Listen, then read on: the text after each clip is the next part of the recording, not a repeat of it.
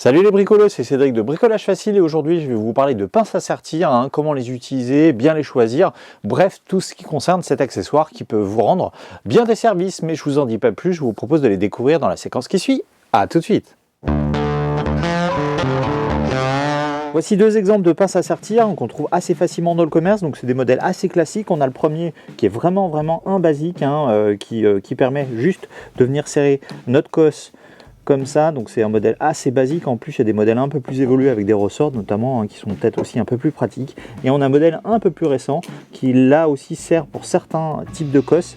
Donc là c'est plutôt un modèle avec ici on le voit 4 surfaces de contact lors du serrage, qui permet de réaliser aussi une connexion assez efficace. Mais le choix entre une pince et une autre en fait va dépendre du type de cosse dont vous aurez besoin pour vos réparations ou pour vos réalisations, puisqu'en fait vous avez vu là on a déjà quelques exemples, mais il existe une grande variété de types de cosses qui vont être utilisés dans différents domaines. Alors, ils sont tous utilisés bien sûr en électricité, mais ça dépend de l'installation électrique ou l'installation électronique sur laquelle vous souhaitez travailler, puisque par exemple on a ici des cosses avec des œillets, là on a aussi une cosse plate, là on a une cosse femelle qui permet d'insérer la cosse plate. Donc en fonction de vos besoins et des réparations que vous souhaitez réaliser, vous aurez besoin d'un modèle plutôt qu'un autre, et du coup par enchaînement vous aurez besoin d'une pince plutôt qu'une autre.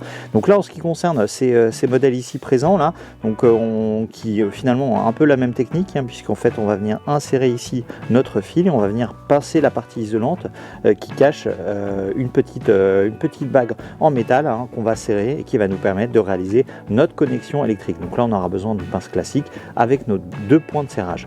En ce qui concerne ces cosses avec une pointe, donc ces cosses là ils vont nous permettre plutôt de réaliser ou d'assembler les brins d'un fil souple. C'est essentiellement pour ça qu'on les utilise, puisqu'en fait on va venir insérer notre fil électrique dans la cosse et on va venir serrer la partie métallique, cette fois-ci avec 4 points de fixation pour réaliser une connexion sécurisée, efficace, mais surtout sans risque de court-circuit. Pour ce qui est de l'utilisation de cette première pince, donc c'est très simple. D'ailleurs, vous avez même un code couleur qui vous permet d'identifier facilement la cosse, ou en tout cas la taille de cosse à utiliser en fonction du diamètre de votre fil. Donc moi, en ce qui me concerne, c'est un fil de 1,5 mm². Donc du coup, j'utiliserai une cosse rouge et je vais venir en fait utiliser cette encoche là pour venir serrer ma cosse. Comme ça, tout est cohérent. Alors pour ce qui est du dénudage, là sur ce type de pince, vous avez une partie à dénuder, mais c'est pas très efficace.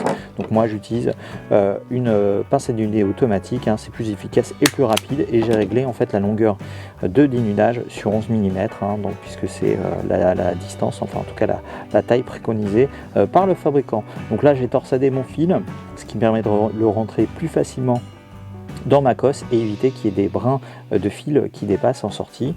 Donc là je l'insère dans ma cosse, voilà. Je peux même le faire tourner si on veut être plus efficace. Et donc là, je vérifie qu'il n'y a aucun brin qui dépasse de ce côté-ci et je vais pouvoir serrer donc, ma cosse. Voilà, comme ceci. Donc j'appuie fortement. Donc moi, je les serre à 2 endroits. Voilà. Et donc du coup, mon fil est serti et ma cosse est bien positionnée pour une connexion bien sécurisée. Pour ce qui est de ce deuxième modèle de pince, c'est encore plus simple. Donc j'ai préalablement dénudé mon fil et je l'ai torsadé aussi comme tout à l'heure. Et là, je vais utiliser ma petite cosse en pointe.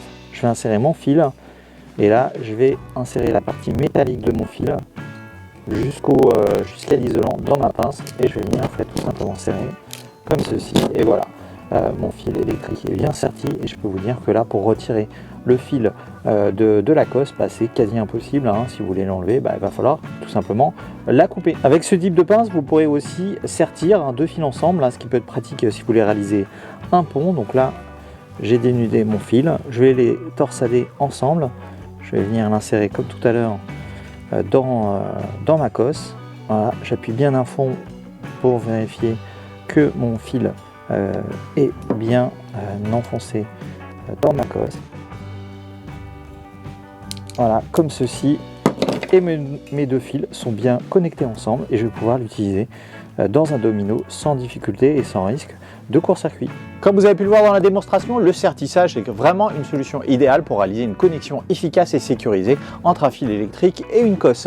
Donc en ce qui me concerne, moi j'ai 2 pinces à sertir, puisqu'en fait le choix de la pince dépendra du type de cosse dont vous aurez besoin, et ça c'est lié bien sûr au type de réparation que vous souhaitez faire. Si vous souhaitez faire par exemple de la réparation mécanique, électrique, électronique, vous aurez besoin de cosses différentes. En ce qui me concerne, moi j'utilise principalement finalement les cosses avec des pointes pour pouvoir sertir les fils souples et pouvoir les utiliser en toute sécurité, sur des dominos ou des wagons. Comme ça je suis tranquille et j'ai une connexion bien efficace et sans risque de court-circuit. En ce qui concerne le prix de ces pinces à sertir, ça dépendra bien sûr de la pince elle-même, qui dépendra des cosses dont vous aurez besoin, mais ça dépend aussi du nombre de cosses que vous souhaitez acheter en même temps que la pince. Mais en général on trouve des kits assez abordables autour de 20-25 € en fonction, encore une fois, du type de pince et du nombre de cosses dont vous aurez besoin. Mais comme d'habitude, je vous mettrai en description quelques références de produits si jamais ça vous intéresse. Voilà, cette vidéo touche désormais à sa fin, j'espère qu'elle vous aura plu. N'hésitez pas à mettre un petit pouce bleu et à vous abonner à ma chaîne si ce n'est pas déjà fait. Et dans tous les cas, je vous dis à très bientôt pour une nouvelle vidéo. Salut!